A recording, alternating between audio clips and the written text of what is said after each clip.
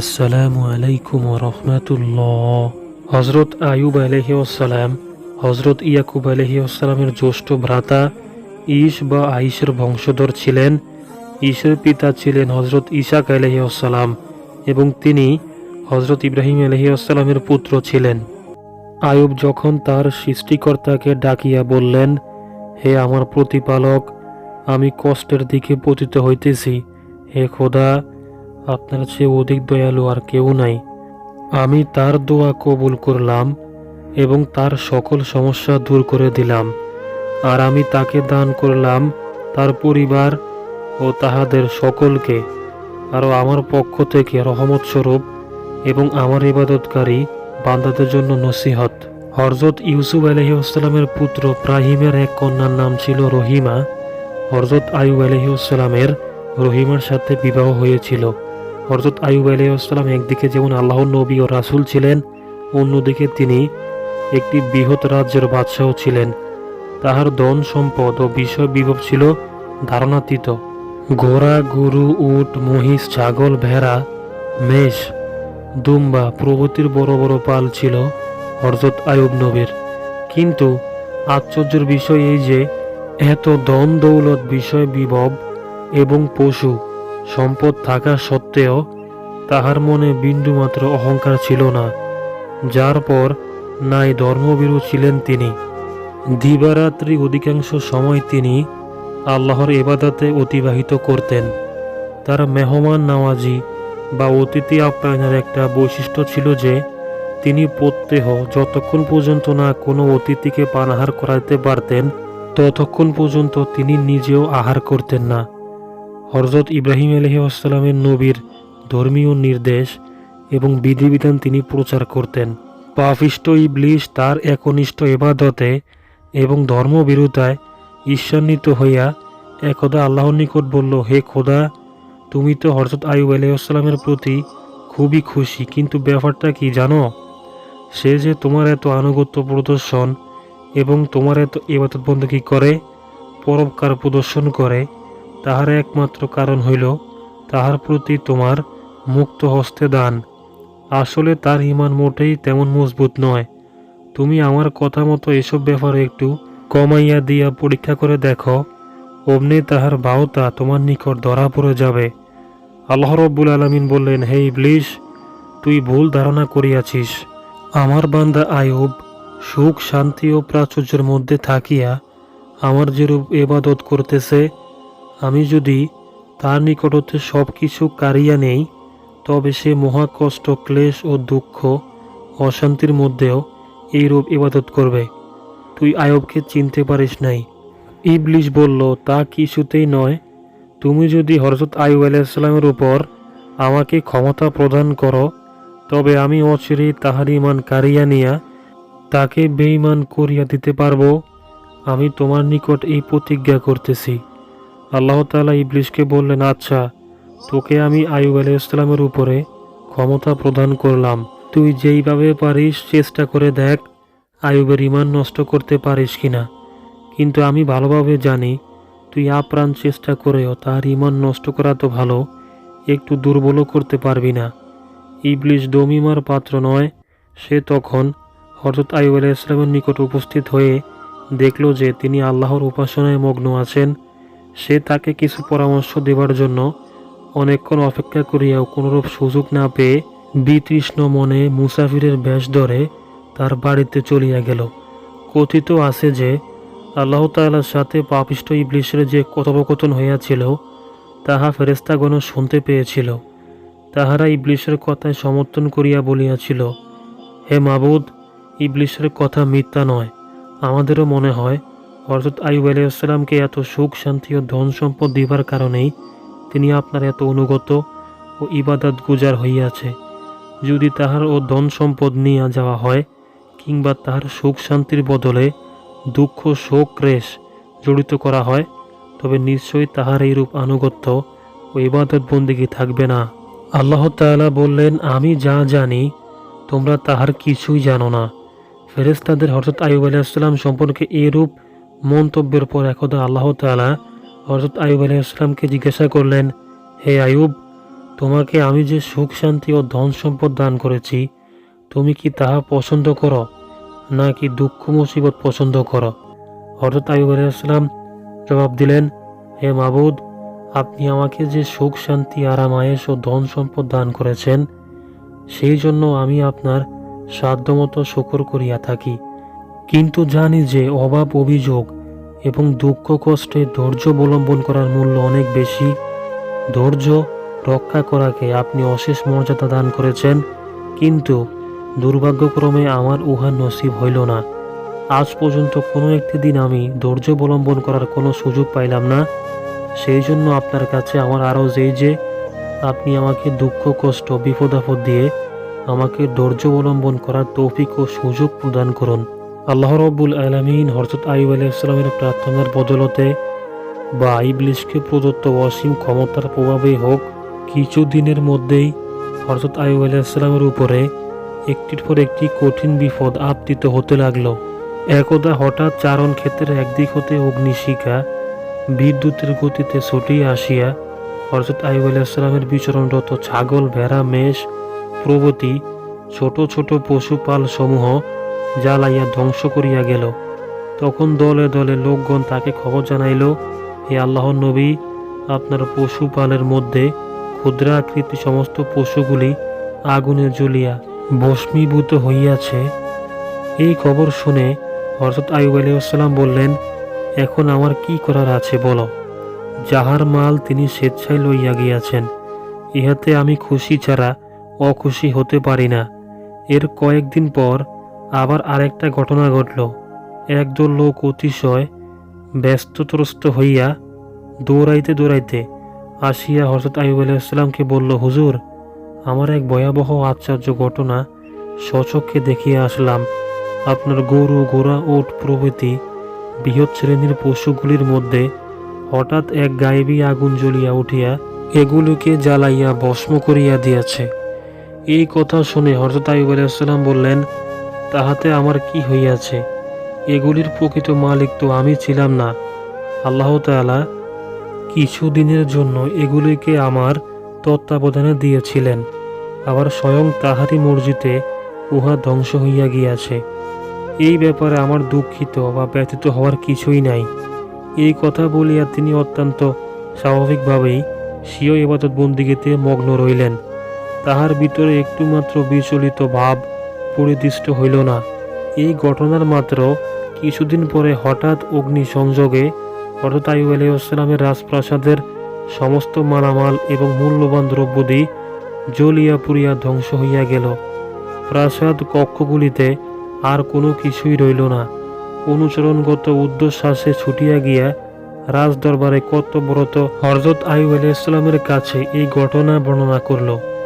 এই খবর শুনে হযরত আইয়ুব আলাইহিস সালাম বললেন, আলহামদুলিল্লাহ, আল্লাহ তাআলা বান্দার জন্য যাহা কিছু করে থাকেন তাহার ভিতরে কল্যাণ রহিয়াছে। সুতরাং আল্লাহর দরবারে এই ঘটনার জন্য অসংখ্য শুকরিয়া জ্ঞাপন করতেছি। আর একদিনের ঘটনা, যাহা উল্লেখিত ঘটনাগুলি হইতে বেশি ভয়াবহ ছিল। হযরত আইয়ুব আলাইহিস সালামের 4টি পুত্র এবং 3টি কন্যা বিদ্যালয় গৃহে পাঠ্যবাসরত ছিল। বিদ্যালয়ের শিক্ষক বাহিরে কোনো কার্যোপলক্ষে গমন করিয়াছিলেন। তিনি আসিয়া দেখেন বিদ্যালয় গৃহটি ভূমিসাৎ হইয়া হযরত আইয়ুব আলাইহিস সালামের 7টি সন্তানই ছাদের নিচে পড়িয়া প্রাণ ত্যাগ করেছে।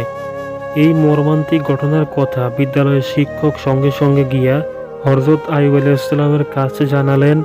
হযরত আইয়ুব আলাইহিস সালাম এই ঘটনা শ্রবণ করে বললেন, আল্লাহর মর্জি, যাহা ছিল তাহাই তো হইয়াছে, ইহাতে আমার কোনো হাত নাই। আর আল্লাহ তাআলা স্বীয় বান্দার কখনো কোনো অমঙ্গল করেন না।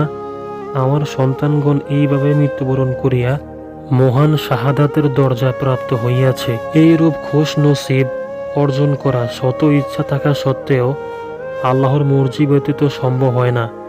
অথচ আল্লাহ আমাকে এই মহা সৌভাগ্য দান করলেন। এই জন্য আল্লাহর দরবারে জ্ঞাপন করতেছি লাখো লাখো শুকরিয়া। এইভাবে হযরত আইয়ুব আলাইহিস সালামের প্রতি যত রকমের বিপদ এবং দুর্ঘটনা আসলো, সর্বক্ষেত্রে তিনি ধৈর্যের পরাকাষ্ঠা প্রদর্শন করলেন এবং উহাতে কল্যাণ নিহিত রহিয়াছে এই কথার প্রতি ইকিন রাখিয়া প্রতিটি ক্ষেত্রে আল্লাহর দরবারে শুকরিয়া আদায় করলেন। ধন সম্পদ বিষয় সম্পত্তি সবকিছুই তার নিকট হইতে চলিয়া গেল। তখন স্বাভাবিকভাবেই তার নিকট হতে কর্মকর্তা সহচর অনুচর লোক লস্কর সকলেই একে একে বিদায় গ্রহণ করল। এমনি অবস্থায় তখন তাহার সন্তানগণ মর্মন্তুদভাবে মৃত্যুবরণ করল। তখন তিনি এই জগতের বুকে সব কিছু হারা হইয়া একেবারে রিক্ত হইয়া গেলেন। কিন্তু সেই সময় তিনি সৃষ্টিকর্তা আল্লাহর প্রতি কোনরূপ ক্ষোভ, অভিমান কিংবা বিরক্তি প্রকাশ না করে আরও বেশি পরিমাণে আল্লাহর ইবাদত মগ্ন হলেন। তার একান্ত অনুগত ও অনুরক্ত পত্নীগণ স্বামীর এই দুঃখজনক অবস্থা এবং বিশেষভাবে সন্তানদের লোমহর্ষকভাবে প্রাণ হারাবার ফলে বিষণ্ণ হয়ে পড়লেন। কিন্তু তিনি আল্লাহর যে কোনো মর্জির উপরে ধৈর্য অবলম্বন এবং রাজি থাকার জন্য উপদেশ ও নসিহত করতে লাগলেন। ইতিমধ্যে তাহার এই সমস্ত বিপদের মধ্যে আরেকটি মহাবিপদের সূচনা হলো। প্রথমে তাহার পদতলে একটি ক্ষুদ্র পোকার মতো দেখা গেল। দুই একদিনের মধ্যে উহা ফাটিয়া একটি গায়ের সৃষ্টি হলো। তারপরে তাহার সর্ব অঙ্গে ঘা হইয়া গেল। ইহা ছিল ভয়ঙ্কর কুষ্ঠ ব্যাধি। কয়েকদিনের মধ্যেই তাহার শরীরের চর্ম ও মাংসে পচন ধরিয়া গেল। দুর্গন্ধ হইতে লাগল তাহার শরীর হতে। এই অবস্থা দেখে তাহার স্ত্রীগণের মধ্যে একমাত্র রহিমা ব্যতীত অন্য সকলে তাকে ফেলিয়া চলিয়া গেল। কিন্তু বিবি রহিমা ছিলেন অদ্বিতীয়া, পতিপ্রাণ সাধ্বী রমণী। তিনি যেমনই পরম ধার্মিক রমণী ছিলেন, তেমনি স্বামী সেবাতেও সে যুগে সারা জগতের বুকে তাহার তুলনা ছিল না। হযরত আইয়ুব আলাইহিসসালামের এই চরম সংকটকালে একে একে সকলে যখন তাহাকে পরিত্যাগ করে চলিয়া গেলেন, তখন একমাত্র বিবি রহিমাই তাহার নিকট থাকিয়া গেলেন এবং যথাসাধ্য তাহার খেদমতে আত্মনিয়োগ করলেন। হযরত আইয়ুব আলাইহিসসালাম তাহাকে বললেন, রহিমা, সকলে যখন চলিয়া গেল, একা তুমি আর রইলে কেন? তিনি বললেন, প্রিয় স্বামী, সাধী নারীর স্থান স্বামী ছাড়া কোথায় বলুন? একমাত্র স্বামীর যত্ন সেবাই তাহার কাম্য। বিবি রহিমার কথা শুনিয়া হযরত আইয়ুব আলাইহিসসালামের মন এই চরম অবস্থার ভিতরেও আনন্দে ভরিয়া গেল।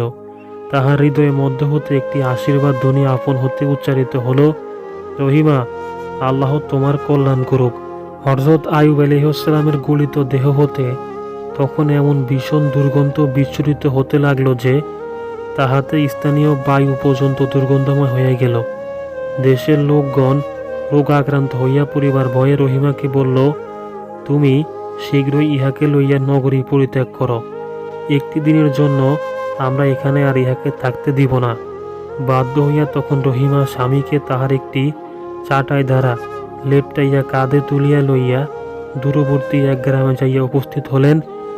রোগাক্রান্ত হযরত আইয়ুব আলাইহিসসালামের দেহের ওজন তখন কমিয়া এই পর্যায়ে পৌঁছাইয়াছিলেন যে তাহাকে বহন করিয়া নিতে বিবি রহিমার বেগ পাইতে হল না, অর্থাৎ কোনরূপ কষ্ট হল না। কিন্তু স্বামীকে লইয়া তিনি যে গ্রামে আশ্রয় লইলেন, সেই গ্রামের লোকেরা হযরত আইয়ুব আলাইহিসসালামের রোগ দেখিয়া ও তাহার শরীরের দুর্গন্ধ সহ্য করতে না পেরে তাকে তাড়াইয়া দিল। একইভাবে তিনি একে একে 7টি গ্রামে গেলেন এবং 7টি গ্রাম হতে বিতাড়িত হলেন। অবশেষে তিনি তাহার মৃতপ্রায় স্বামীকে লইয়া জনপদের বাহির বহু দূরবর্তী একটি অরণ্য এলাকায় গিয়ে আশ্রয় লইলেন। তথা পৌঁছিয়া তিনি বৃক্ষের পত্র শাখা দ্বারা একটি ক্ষুদ্র কুটিরের মতো আশ্রয়স্থল তৈরি করে তাহার মধ্যে স্বামীকে রাখলেন। রিক্ত হস্ত রহিমার সম্মুখে বহু সমস্যা দেখা দিল। নিজের ইবাদত বন্দেগী যথাযথভাবে আদায় করা, স্বামীর ইবাদতের ব্যবস্থা করিয়া দেওয়া ও তাহার রোগের পরিচর্যা করা, তদুপরি তাহার স্বামীরও নিজের পানাহারের ব্যবস্থা করা ছিল তাহার দৈনন্দিন দায়িত্ব। প্রত্যহ নিয়মিতভাবে স্বামীর দেহের গা পরিষ্কার করিয়া দিয়া তাহার ইবাদত বন্দেগী করতে তাহাকে প্রয়োজনীয় সাহায্য করা। তারপর তিনি কিছু খাবার সংগ্রহ করতে গ্রামে চলিয়া যান। গ্রামের লোকদের কিছু কাজকর্ম করে তার বিনিময়ে তিনি যাহা কিছু পান তাহার দ্বারা কিছু খাবার কিনিয়া আনেন। তারপর উহা প্রথমে স্বামীকে খাওয়াইয়া যাহা কিছু অবশিষ্ট থাকে নিজে খাইয়া কোনরূপ জীবন ধারণ করেন। এইভাবে বেশ কিছুদিন অতিবাহিত হওয়ার পর একদা লোকালয়ে গিয়া তাহার কোনো কাজকর্ম মিলল না। তিনি প্রায় সন্ধ্যা পর্যন্ত সারা গ্রাম ঘুরিয়াও যখন কোথায় কোনো কাজের ব্যবস্থা করতে পারলেন না, তখন তিনি একেবারে ব্যতিব্যস্ত হইয়া পড়লেন যে তাহার রোজাদার স্বামীর সম্মুখে আজ তিনি কি নিয়া খাইতে দিবেন। কাঁদিতে কাঁদিতে তিনি আল্লাহর দরবারে ফরিয়াদ করতেছিলেন আর সম্মুখে চলতেছিলেন। শেষ পর্যন্ত তিনি এক কাফির স্ত্রী লোকের নিকট উপস্থিত হইয়া অত্যন্ত মিনতির সুরে বললেন, মা, আপনার যদি কোনো কাজ করাইবার থাকে আমার দ্বারা করাইয়া লইয়া উহার বিনিময়ে আমাকে কিছু আটা দিন। আজ আমি আমার রোজাদার রুগ্ন স্বামীর খাইবার জন্য কোনো কিছুই সংগ্রহ করতে পারি নাই। দয়া মায়াহীনা স্ত্রী লোকটি বলল, না, আমার কোনো কাজ করাইবার মতো নাই। রহিমা বললেন, তবে আমাকে কিছু আটা দারণস্বরূপ প্রদান করুন, আমি উহার বদলে কাল আসিয়া আপনাকে কাজ করিয়া দিয়া যাইব। কাফির রমণী বলিল, আমি দাঁড়ে আটা দিব না, তবে একটি কাজ যদি তুমি করতে পারো, তোমার মাথার ওই লম্বা চুল হতে আমাকে এক গুচ্ছ চুল কাটিয়া দিয়া গেলে আমি তোমাকে আটা দিতে পারি। রহিমা বললেন, না মা, তাহা আমার পক্ষে সম্ভব নয়, কেননা আমার রুগ্ন দুর্বল স্বামী নিজে উঠিয়া বসতে পারে না, তিনি আমার চুল ধরে উঠিয়া বসেন, সুতরাং এই চুল কাটিয়া দেওয়া আমার পক্ষে সম্ভব নয়। স্ত্রী লোকটি বলল, তাহা সম্ভব না হলে বৃথা বকবক না করে এখান হতে চলিয়া যাও, আমি তোমাকে এক মুষ্টি আটাও দিতে পারবো না। স্ত্রী লোকটির এই ধরনের কর্কশ অস্বীকৃতির কথা শুনিয়া অগত্য বাধা হইয়া রহিমা তাহার মস্তক হইতে এক গোছা চুল কাটিয়া দিয়া কিছু আটা লইয়া দ্রুত কুটিরের দিকে রওনা হলেন। এদিকে পাপিষ্ঠ ইবলিস দেখল যে বর্তমানে হযরত আইয়ুব আলাইহিস সালামের যা অবস্থা, তাহাতে তাহাকে আল্লাহর পথে প্রতিষ্ঠিত রাখিবার একমাত্র ভূমিকাই হল তাহার স্ত্রী রহিমার।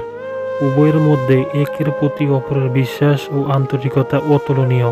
তাহাতে কোনো ক্রমে ফাটল ধরাইয়া দিতে পারলেই উভয়ের মধ্যে বিচ্ছেদ হবে, আর বিচ্ছেদের ফলে হযরত আইয়ুব আলাইহিস সালামের যে সমস্যায় পতিত হইতে হবে, সেই সমস্যায় তাহার পক্ষে ঈমানের অবিচলতা রক্ষা করা কিছুতেই সম্ভব হবে না।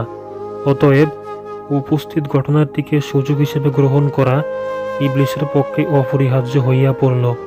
অতএব বিবি রহিমা হযরত আইয়ুব আলাইহিস সালামের নিকট পৌঁছিবার পূর্বে ইবলিস জৈনিক সুফি সাহেবের বেশ ধরে ইবাদত মগ্ন হযরত আইয়ুব আলাইহিস সালামের কাছে হাজির হইয়া বলল, দেখুন, আপনি আল্লাহর এক নবী এমন কঠিন বিপদাপন্ন অবস্থায় এইভাবে ইবাদতরত আছেন, কিন্তু তাহাতে লাভ হবে কি? সব কিছুই মাটি হইয়াছে। আপনার স্ত্রীর কার্যে আপনি তো খবর রাখতে পারেন না, আপনাকে হারাম খাদ্য আনিয়া খাওয়াইতেছে, তাহার স্বভাব ভালো নয়। গ্রামে গিয়া সে অসৎ কার্য এবং চুরি করে আপনার জন্য খাবার নিয়ে আসে। এতদিন পর আজ সে ধরা পড়িয়াছে, আর এই জন্য একটি মহিলা তাহার মাথার চুল কাটিয়া নিয়াছে। স্ত্রী রহিমা সম্পর্কে এইরূপ কথা শুনে হযরত আইয়ুব আলাইহিস সালাম যেন আসমান হতে পড়লেন। অসহনীয় দুঃখ ও লজ্জায় মর্মাহত হইয়া তিনি কাঁদতে কাঁদতে আল্লাহর দরবারে বলতে লাগলেন, হে মাবুদ, তুমি সব কিছুই জানো, সবই তুমি দেখো। এই ঘটনা আমার রোগা অপেক্ষা বেশি পীড়াদায়ক। তোমার তা অজানা নয়। জানি না আমার ঈমান অটুট রাখতে পারবো কিনা। তুমি আমার দৃঢ়তা বহাল রাখো এবং যাহা আমার পক্ষে কল্যাণকর তুমি আমার জন্য তেমন কিছু করিও।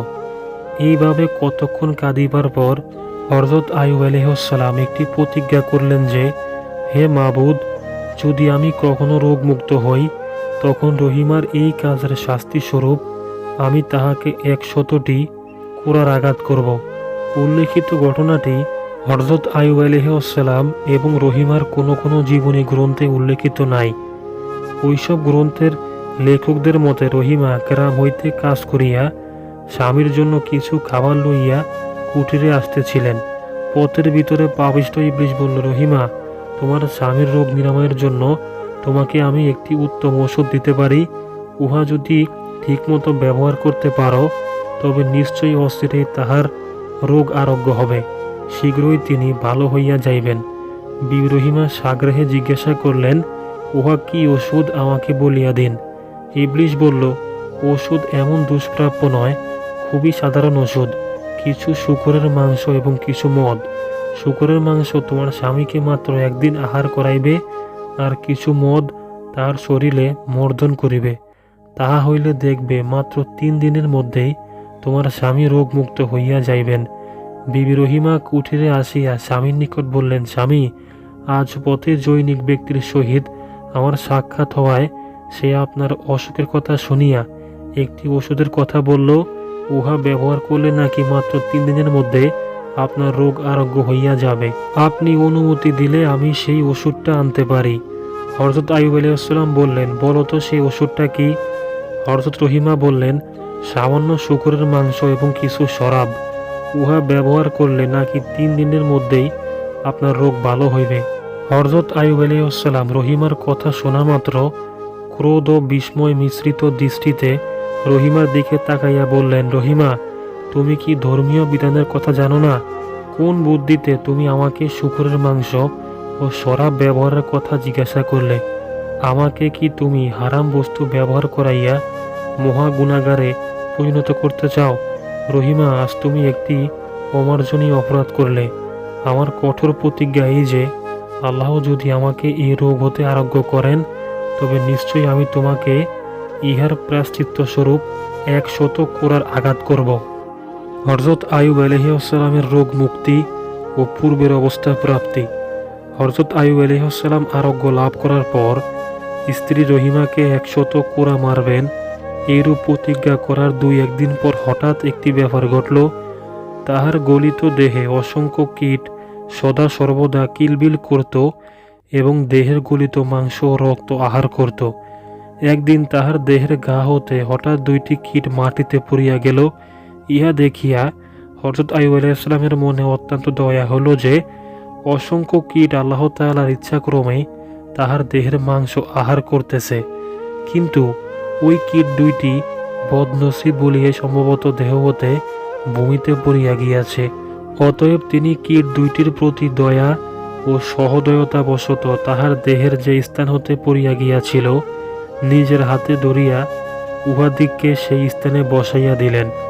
কিন্তু কীট 2টিকে এইভাবে বসাইয়া দিবার পর উহার শরীরে এমন মারাত্মকভাবে দংশন করতে লাগলো যে তিনি দীর্ঘ 18 বছর পর্যন্ত তাহার এই কঠিন রোগে যে ক্লেশ ভোগ করিয়াছিলেন, এত বেশি ক্লেশ কখনো ভোগ করেন নাই। সেই কীটের দংশন জ্বালা সহ্য করতে না পারিয়া সেই দিন প্রথম তিনি আল্লাহর দরবারে কাঁদতে কাঁদতে ফরিয়াদ করলেন, হে মাবুদ, তুমি সর্বাপেক্ষা শ্রেষ্ঠ দয়ালু। আমি আর ক্লেশ সহ্য করতে পারতেছি না। তুমি স্বীয় অপুরন্ত দয়াগুণে আমার এই অসহনীয় ক্লেশ লাঘব ও রোগ মুক্ত করিয়া দাও। অনেকের মনে প্রশ্ন জাগিতে পারে যে উল্লেখিত কীট 2টির প্রতি করুণা ও সহদয়তা বলেই হযরত আইয়ুব আলাইহিস সালাম উহাদেরকে স্বীয় শরীরে বসাইয়া দিলেন, আর তাহার পর হতে ওই করুণার বিনিময়ে তাহাকে ক্লেশ প্রদান করতে শুরু করিয়া দিল। ইহার কারণ বা রহস্যটা কি ছিল? এই প্রশ্নের জবাব হলো, আল্লাহর মর্জি বশত এই কীট 2টি শরীর হতে নিম্নে পতিত হইয়াছিল। কিন্তু হযরত আইয়ুব আলাইহিস সালাম সেই আল্লাহর মর্জির প্রতি লক্ষ্য না করে তাহার বিপরীত কাজ করিয়াছিলেন। ইহাতে আল্লাহ তাহার প্রতি নাখোশ হওয়ার ফলে তাহার এইরূপ ক্লেশ ভুগিতে হইয়াছিল। তবে সে যাহাই হোক না কেন, তাহার সেদিনকার করুণ ক্রন্দন এবং রোগ মুক্তির প্রার্থনার করুণার আধার আল্লাহ তাআলার কৃপা ও করুণা রশির তাহার জন্য উতলিয়া উঠল। হযরত আইয়ুব আলাইহিস সালামের ঈমান যাচাই ও তাহার মাধ্যমে পাপিষ্ঠ ইবলীসের মিথ্যা দাবির অসারতাও এতদিনে পুরোপুরিভাবে প্রমাণিত হইয়াছিল। ফলে এইবার হযরত আইয়ুবের রোগ মুক্তি এবং অন্যান্য বিপদ আপদ মোচনের সময় আসন্ন হল। অতএব একদিন নিত্যকার অভ্যাস মতো বিবি রহিমা স্বামীর জন্য খাদ্যের অন্বেষণে লোকালয়ে চলিয়া গেলেন। এইদিকে রুগ্ন আইয়ুব আলাইহিস সালামের মহাপ্রভু আল্লাহর দরবারে কাঁদতে কাঁদতে অশ্রু ধারায় জমিনে ভিজাইতেছিলেন। এমনি সময় ফেরেশতা জিবরাইল আলাইহিস সালাম তাহার নিকট হাজির হইয়া বললেন, হে আল্লাহর নবী, আল্লাহর দরবারে আপনার প্রার্থনা মঞ্জুর হইয়াছে, আপনি এখন উঠিয়া বসুন।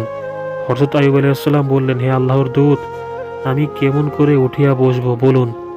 রহিমার সাহায্য ব্যতীত আমি পার্শ্ব পরিবর্তনও করতে পারি না, আর আপনি কিনা আমাকে উঠিয়া বসতে বলতেছেন। জিবরাইল আলাইহিস সালাম বললেন, আপনি সাহস করিয়া দাঁড়ান, আর জমিনের উপরে দু পায়ে সজোরে দুইটা আঘাত করুন। হযরত আইয়ুব আলাইহিস সালাম তাহার উপদেশ অনুসারে উঠিয়া দাঁড়াইলেন এবং জমিনের উপরে দুই পায়ে দুইটি লাথি মারলেন। সঙ্গে সঙ্গে পাশাপাশি দুইটি ঝর্ণার সৃষ্টি হইয়া একটি হতে গরম পানি ও অন্যটি হতে শীতল পানি উচ্চারিত হতে লাগলো। তখন ফেরেশতা জিবরাইল আলাইহিস সালাম তাকে নির্দেশ করলেন যে গরম পানি দিয়ে আপনার সারাটি দেহ উত্তম রূপে ধুয়ে ফেলুন এবং শীতল পানি পেট ভর্তি করিয়া পান করিয়া ফেলুন। জিবরাইল আলাইহিস সালাম এর উপদেশ অনুযায়ী উক্ত গরম পানির দ্বারা হযরত আইয়ুব আলাইহিস সালাম সর্বাঙ্গ উত্তম রূপে ধৌত করলেন।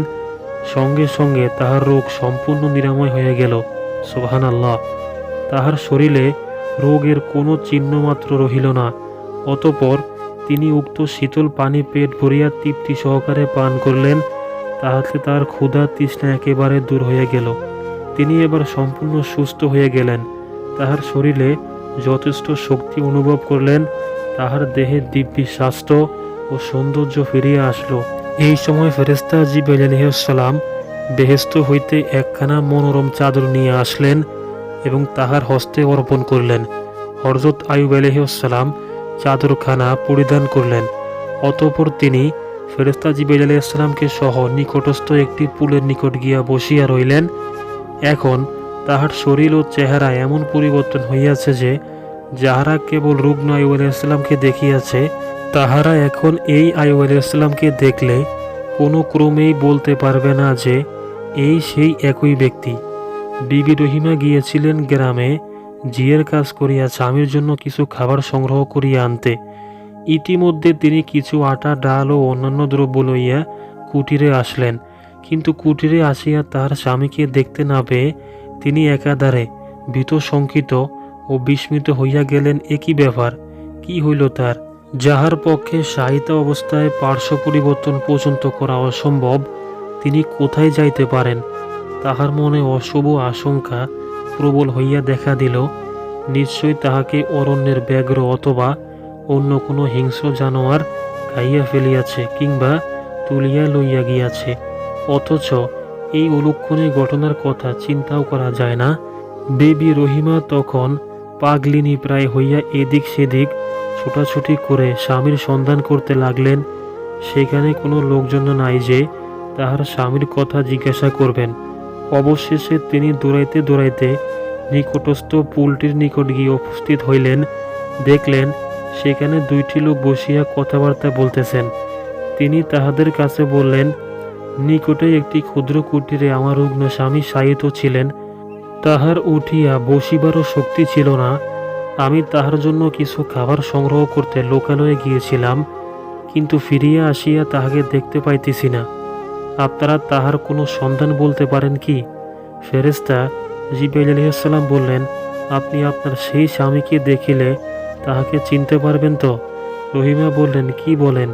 আমার স্বামীকে আমি চিনতে পারবো না কেন? অবশ্যই আমি তাকে চিনতে পারবো। তাহার কথা শুনিয়া জিবরাইল আলাইহিস সালামের পাশে বসা হযরত আইয়ুব আলাইহিস সালাম মুস্কি হাসি প্রদান করলেন। রহিমা সেই হাসি দেখিয়া কিছুক্ষণ তাহার দিকে তাকিয়ে রইলেন। তাহার চোখের দৃষ্টিকে ফাঁকি প্রদান করা সম্ভব হইল না। তিনি ছুটিয়া গিয়া হযরত আইয়ুব আলাইহিস সালামের গলা জড়াইয়া ধরিয়া কাঁদিয়া দিয়া বললেন, প্রিয়তম, তবে দয়াময় আল্লাহ তাআলা কি আপনার রোগ আরোগ্য করে দিয়েছেন? এইবার হযরত আইয়ুব আলাইহিস সালাম তার স্ত্রীকে আলিঙ্গন করিয়া কতক্ষণ ক্রন্দন করলেন। কিছুক্ষণ উভয়ে এইভাবে কাঁদিয়া কাঁদিয়া আল্লাহর শুকরিয়া জ্ঞাপন করার পর হযরত আইয়ুব আলাইহিস সালাম বিবি রহিমার অনুপস্থিতিতে যেভাবে যাহা ঘটিয়াছে তাহা বিবি রহিমার কাছে বর্ণনা করলেন। অতঃপর স্বামী স্ত্রী অরণ্যবাস পরিত্যাগ করে রাজমহলে চলে গেলেন। চাইয়া দেখলেন আল্লাহ তাআলার স্বীয় মেহেরবানিতে তাদের ধ্বংসপ্রাপ্ত সমস্ত বস্তুগুলি সাবেক অবস্থায় ফিরিয়ে দিয়েছেন। হযরত আইয়ুব আলাইহিস সালামের পুরাতন ও জীর্ণ বাড়িগুলির নতুন রূপ ধারণ করিয়া সুসজ্জিত রহিয়াছে। যে পুত্র কন্যাগুলি মৃত্যুবরণ করিয়াছিল তাহারা সবাই জীবিত অবস্থায় আমোদ প্রমোদ করিতেছে। যে সকল ধন সম্পদ, মাল সামান, পশুপাল ধ্বংসপ্রাপ্ত হইয়াছিল তাহা সব কিছুই এখন আবার ভরপুর দেখা যাইতেছে। হযরত আইয়ুব আলাইহিস সালামের যে সকল পাত্র, মিত্র, রাজকর্মচারী এবং সিপাহী লস্কর তাহারা দুরবস্থার কালে তাহাকে ফেলিয়া চলিয়া গিয়াছিল, তাহারা একে একে সকলেই আবার তাহার নিকট আসিয়া জমায়েত হইল। তিনি সবাইকে খুশি মনে গ্রহণ করলেন। কাহারও প্রতি তাহার মনে এতটুকু ক্ষোভ বা অসন্তুষ্টি ছিল না। আল্লাহ তাআলার ঐরূপ অপরন্ত দয়া ও অনুগ্রহের জন্য হযরত আইয়ুব আলাইহিস সালাম ও বিবি রহিমা আল্লাহর মহান দরবারে লাখ লাখ শুকরিয়া জ্ঞাপন করলেন। অতঃপর হযরত আইয়ুব আলাইহিস সালাম বিবি রহিমাকে 100 কোড়া মারিবার প্রতিজ্ঞা পালন করিবার জন্য প্রস্তুত হলেন। অবশ্যই তিনি বিবি রহিমাকে প্রাণাপেক্ষা ভালোবাসেন।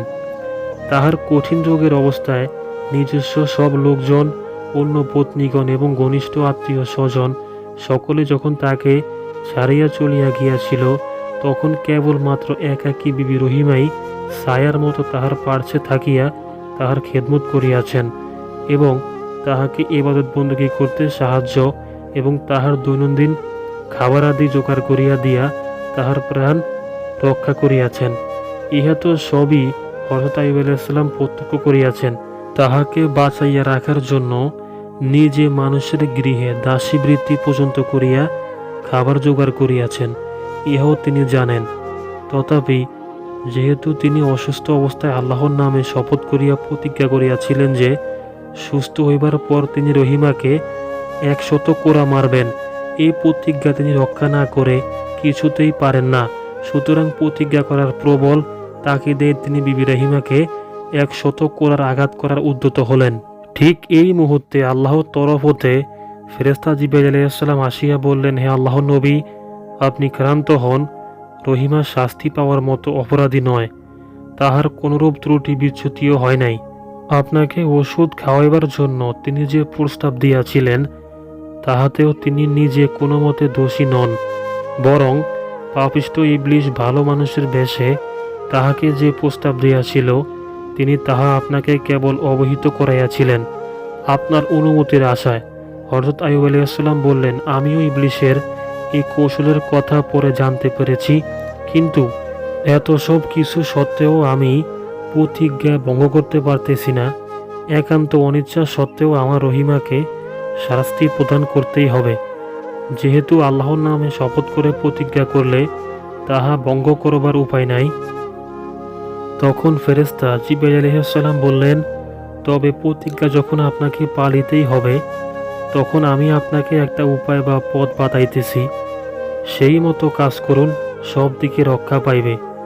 আপনি 100টি ধানের শীষ একত্র করিয়া বাঁধিয়া উহা দ্বারা বিবি রহিমার পৃষ্ঠে একবার আঘাত করুন, তাহাতেই আপনার প্রতিজ্ঞা পালন করা হইয়া যাইবে এবং আল্লাহর তাআলার ইচ্ছা ইহা। হযরত আইয়ুব আলাইহিস সালাম ফেরেশতা জিবরাইল আলাইহিস সালামের উপদেশ অনুসারে কাজ করে স্বীয় প্রতিজ্ঞা পালন করলেন।